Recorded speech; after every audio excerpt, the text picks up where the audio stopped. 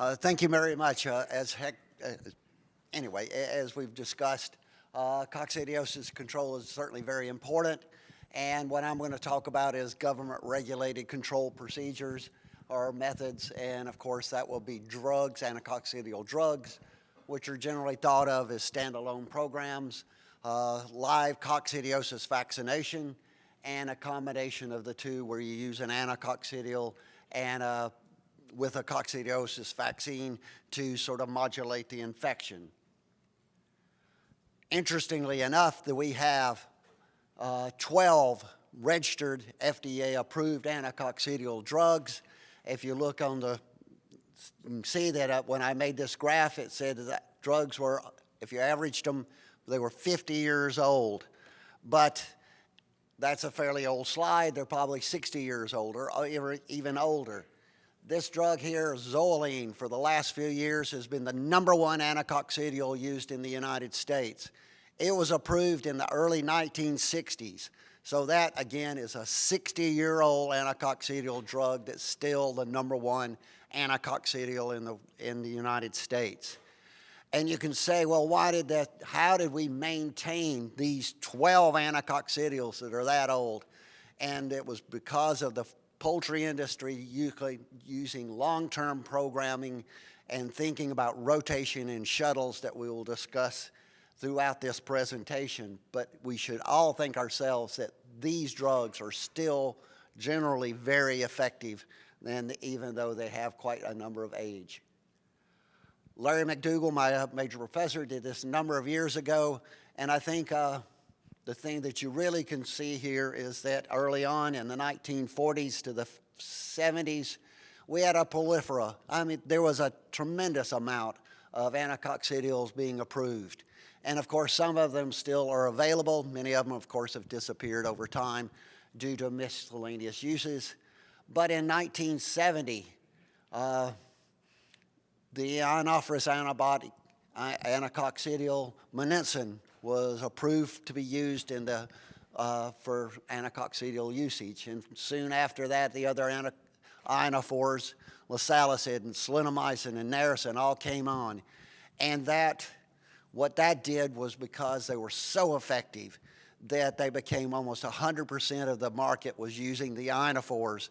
And so that did slow down to some degree the development of new anticoccidials because we had such effective ones.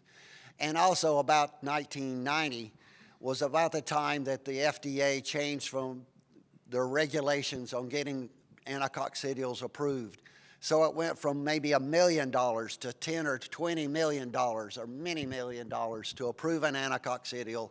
And it just, for pharmaceutical companies, it just was not what they could spend the money on.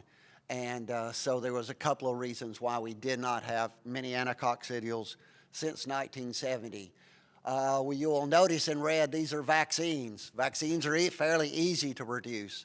And so we see that, that in these last few years, we have more and more of those available. And even this week, in the last 2 days, I saw on a news feed that there is now a new turkey vaccine that's now available. So, we continue to look at these vaccines again because development costs are so much lower than an anticoccidial drug. Oops, wrong button. Anticoccidial drugs are divided into two categories. They're the polyether inophorous antibiotics and the chemical synthetics. The first thing you've got to think of is they are antibiotics. There's no two ways about it. The U.S. government, the court system determined that in the U.S., inophores are antibiotics, and they are antibiotics. But in the EU, or European Union, they classify them first as anticoccidial drugs and antibiotics second.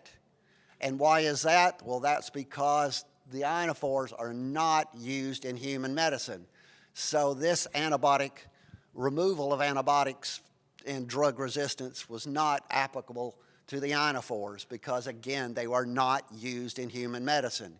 So the European Union can use classify them as anticoccidials, but we have to say they're antibiotics. And if you market your birds, you have to say that they have antibiotics if you're going to use these.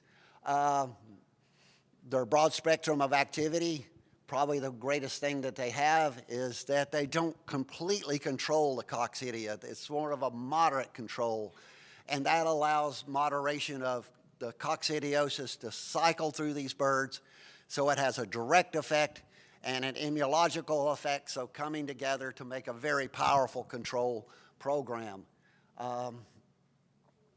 They are classified into two different categories. There's the monovalents, which are the monensins, the salinomycins, and the narracins, which are strong against A. cervulina, not particularly strong against Tenella, the cecal parasite, while on the other hand, the divalent one, which is lasalicid, is stronger against Tenella, but not A. cervulina.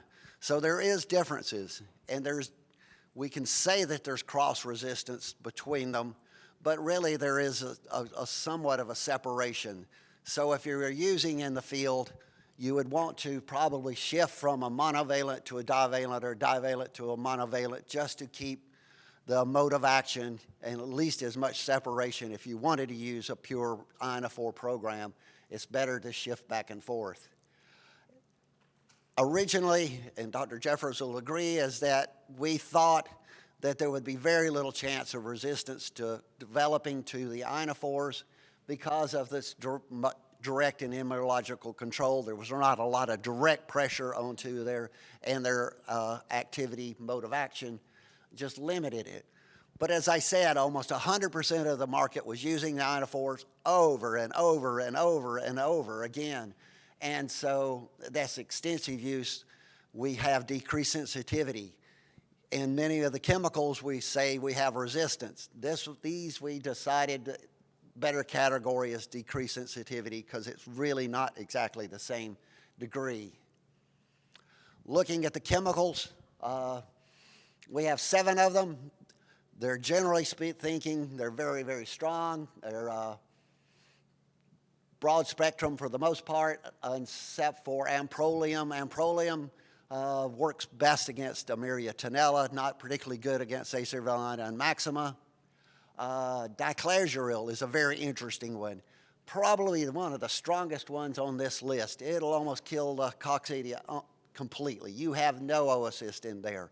If there's fully sensitive, great for going in from a clean out program. If you want to go into a vaccine where you wanted the oocyst levels low, it works really well. But it has one drawback. Their asexual stages, as we heard from Hector, are the lesion forming stages, and that's the damage forming stages. And diclazuril does not work against the asexual stages, works against the asexual, so it does kill off the oocyst, but again, it doesn't work against the sexual stages, and actually, and as we'll hear later, if you have a lot of maxima, you can have necrotic enteritis. Resistance to all anticoccidials you can find to some degree, but particularly the stronger they are, the more they are selection pressure, and we'll talk about that later.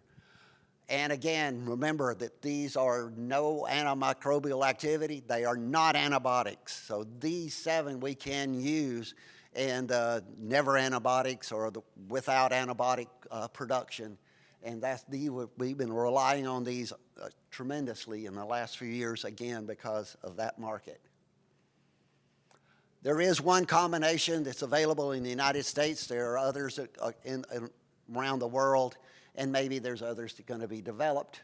But it's a combination of nicarbazine and narracin, synergistic activity. And the one thing I didn't say about nicarbazine is that it has some toxicity issues, particularly in the summertime. It have heat buildup, and they're related to death and weight loss and feed conversion issues. So you cannot really use it in hot weather. There's some other issues with it also. So if we're going from 125 parts per million nicarbazine, now we're down to 36 parts per million in this synergistic combination. So we've reduced the potential for toxicity, And obviously, because we have two different modes of action, you've got broadened the spectrum of activity. You've got two different modes of action again, and you're going against different stages of development, life cycle stages. And lastly, it was discovered that it's synergistic, meaning that it's stronger together than it is separate. So again, these ionophore, these combinations have their advantages. So again, as I stated earlier, how did we save all these anacoccidials? And that was by using rotation and shuttle programs. And of course, rotation is a changing between grow outs, not within a grow out, but within different grow outs in different times of the season. And how do we decide on that is a lot of, are you using vaccines? And again, seasonal, and what type bird, and how old of a bird you're using. Shuttling is changing within a grow out. So you change from a starter, one drug, to another different type of drug, and the grower or finisher or withdrawal, whichever. And again, that gives different modes of action against different species, strains, of different stages. So again, we're eliminating that pressure, continuous pressure that we had apply. And of course, as I mentioned before, we're trying to change modes of action, trying to change the drugs. So even though you may think you're changing from a nicarbazine to a nicarbazine narracin, that would not be ideal, because again, just remember you're using the same drug, and you do have some of the same mode of action and pressure. And I did say that, there was very little sensitivity reduction or resistance to the ionophores, but we can obviously go back. These in orange are vaccine strains that were isolated in the 1950s before any anacoccidial drug. So obviously these are very sensitive to every anacoccidial that's out there. And so you can see very low lesions. And then the field isolates you just fairly routinely can go out and collect, and you can see a fairly high. So yes, we do have decreased sensitivity to the ionophores. We could show that. So that's not really an issue. I don't want to go long on my talk, but what has happened now that we haven't been using these ionophores? Is it a stable resistance or a stable decreased sensitivity? And that's something that Brett and myself are working on right now. And the next time we see you, we'll maybe have that answer. So what are the pros of them? And I think the biggest pro is that they are FDA approved. They are licensed, their efficacy, safety, they've been determined. They can make claims against diseases, particularly coccidiosis. Regulated quality production. Feed milling is obviously regulated by good manufacturing practices. They're generally across all species, but unfortunately, again, there's only a few of them, 12 of them. They're very old. 5 of them are antibiotics, and drug resistance, again, is an issue that we have to deal with. So what really drove what we're using today? And about 2010 or so, Europe didn't decide, but it was influenced that they were removing the antibiotics because of antibiotic resistance. And that's fair, that's good. We really did need to remove some antibiotics from our feed. But at that time, then McDonald's, one of the major producers or consumers or purchasers of poultry, decided that they were not going to source birds that had antibiotics. And that was followed very closely by Chick-fil-A, again, a major purchaser of chicken, and they said they weren't going to use antibiotics. But by 2015, McDonald's was certainly starting to change their idea, and that they were going to announce we're sourcing chickens raised without antibiotics that are important to human medicine, which again means that they could start using the ionophores again in the companies that they were sourcing their poultry from. So that was in 2015. Just last week, I saw in Watt Poultry, top 10 poultry consumer trends for 2024. Number 1, Chick-fil-A changes antibiotic use policy due to shortages. basically shortages of chick supply of antibiotic-free birds. So again, they are going to go to the raised without antibiotics and imported. They cannot say that they're antibiotic-free, but they have to label them as, not imported for human medicine. This was done by Rainier Associates a few years ago, and we can see in 2013 we used full spectrum. We used every anticoccidial drug that was available, and very little of this no antibiotic ever. You can see here. By 2017, that full spectrum had decreased tremendously, and now our no antibiotic ever is here. But really what's changed now, if you look at this, and the next time this is brought back up, this skin cone one is 29% here, which stands for the ionophores, no medical imported drug antibiotics. So I'll bet you the next time you'll see this, that this number is going to get much, much bigger. This one is going to go down. And so, yes, we do need another survey and another influencer, because that's what's going to happen as far as anticoccidial drugs. We had vaccines. We're moving into the vaccines now. And even as early as 1952, this was a Tenella, but where's Steve? Steve Fitzcoy is a major professor and mentor. As early as the 1950s was already developing a vaccine of strains of Coccidia, and those same strains are in commercial vaccines as of today. And in Hector's talk, he said that in 1950 they didn't even think much about Coccidia, so you can see how far ahead they were thinking about that. But also you could see back in that one where I had drugs, that they were already coming with a number of drugs, and they didn't really appreciate how much Coccidia they had. So really far-reaching researchers back in the day. So why would you do vaccination? Well, it's obvious, antibiotic-free.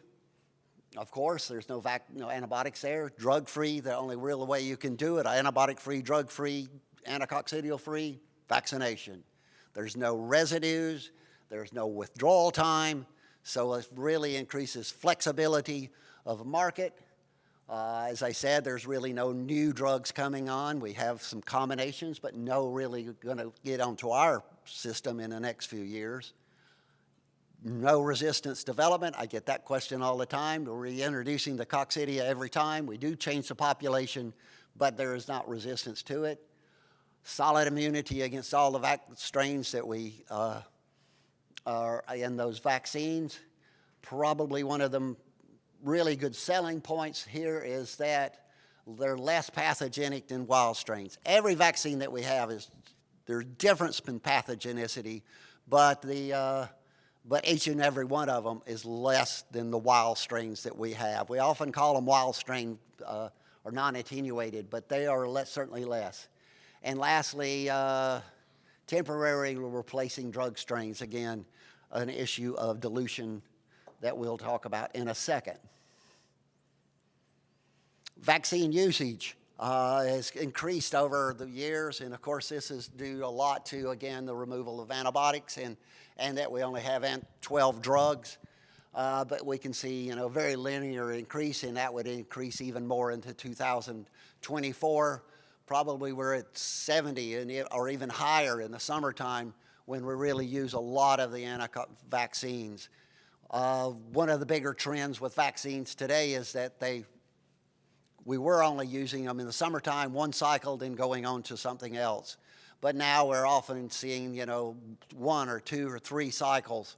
And again, that's to populate those houses with the vaccine strains, again, for less pathogenic and replacing. But also interesting on this particular one is you see all these peaks. These are summertime peaks.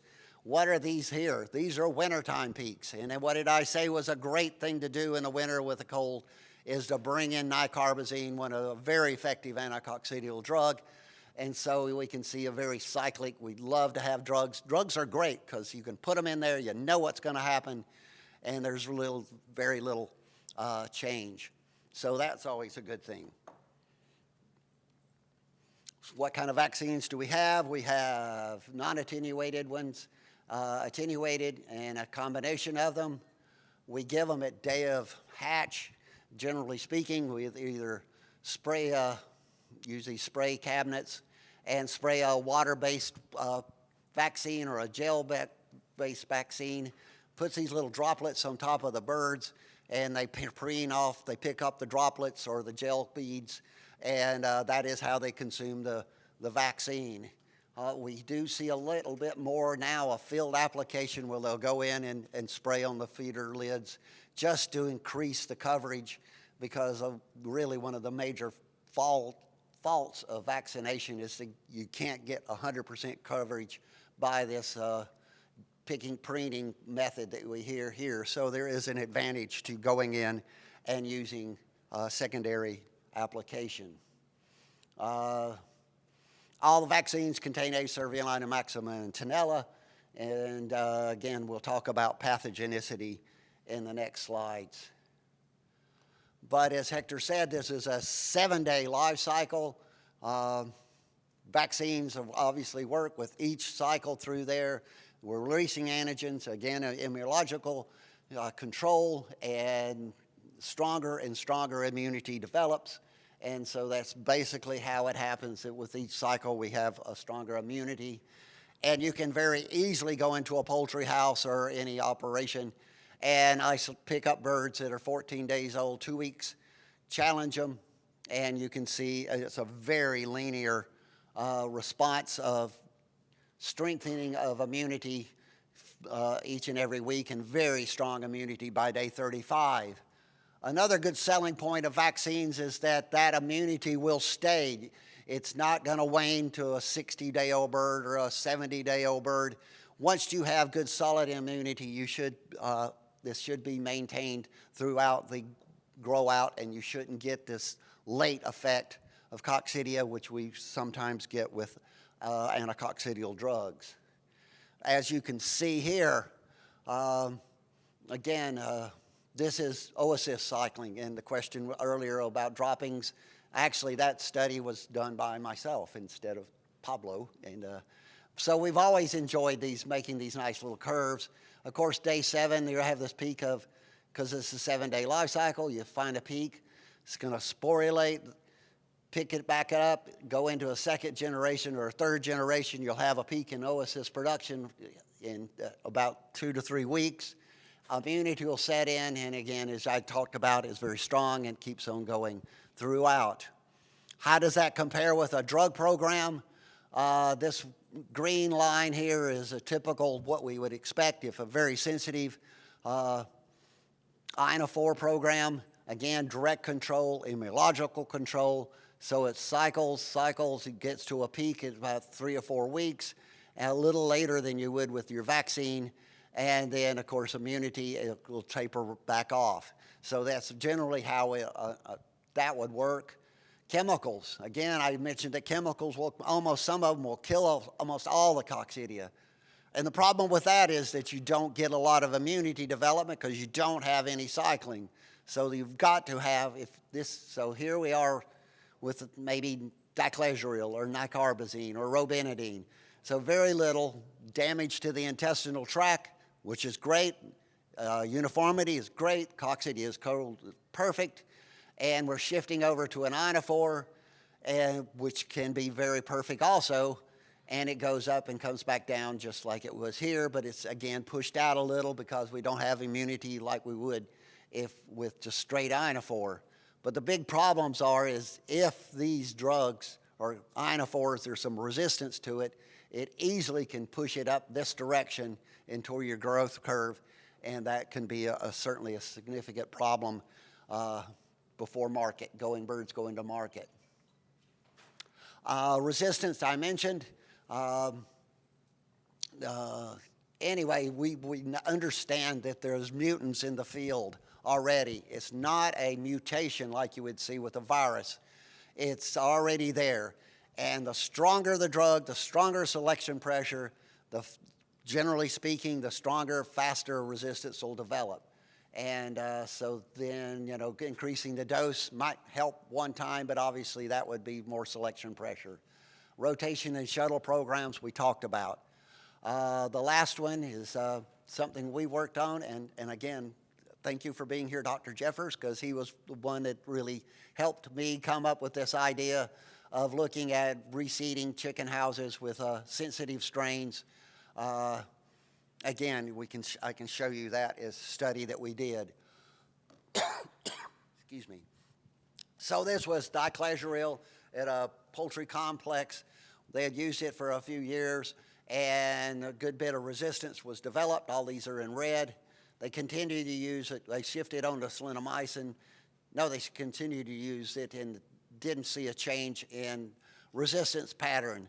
But we did, some of the complexes switched over to a vaccine for 2 cycles, went on to slinomycin, we re-isolated the coccidia, and you can see that, we did change that population. There is no red here, no resistance. So again, that was an exciting bit of research that we did. And moving on into attenuation. And attenuation really is not that surprising. All you're really doing is, as Dr. Cervantes mentioned, is that there are asexual stages. There's 3 different asexual stages typically. And what you do is collect the oocysts that are first come out of the birds. And you collect it and collect it and collect it, and sooner or later you lose one of these developmental stages. And of course, as we said, the developmental asexual stages are the lesion-forming stages, they're the damage-forming stages, they're the effect on performance and pathogenicity. So if you eliminate one of these, you've obviously made a less pathogenic strain of Coccidia. And you can very easily see this in I took a attenuated or precocious strain, gave them a tremendously high challenge, and I took just a wild strain as here, or the non-attenuated. This is non-infected.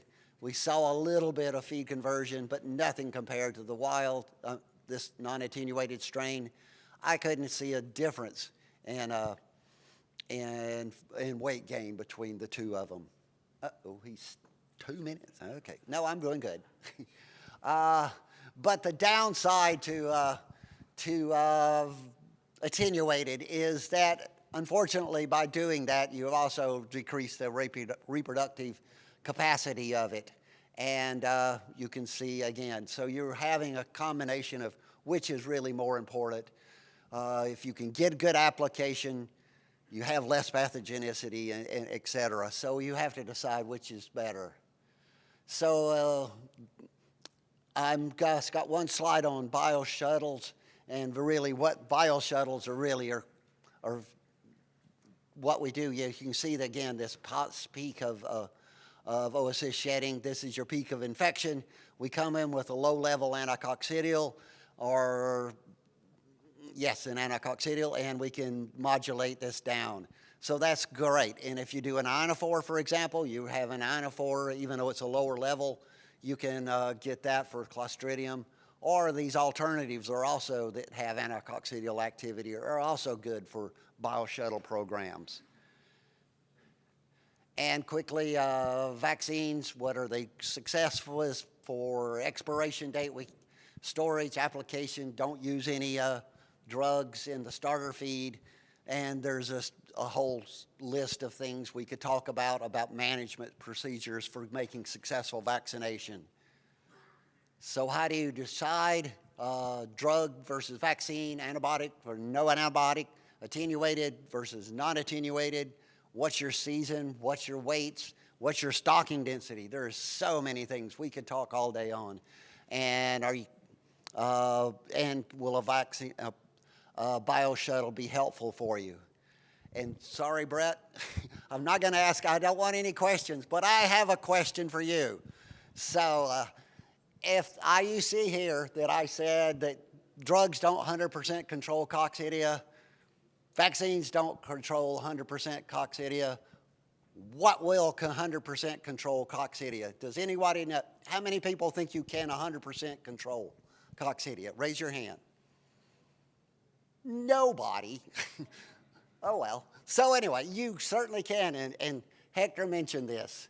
In the first study that I ever did, we took a chicken and a guinea and crossed them. As Hector said, only chicken coccidia go in a chicken. Only guinea coccidia go in a guinea. But my little hybrid did not develop any coccidia. So we can. But obviously in the commercial world, we have anticoccidial drugs and we have vaccines that we have to work on. So I guess I better leave.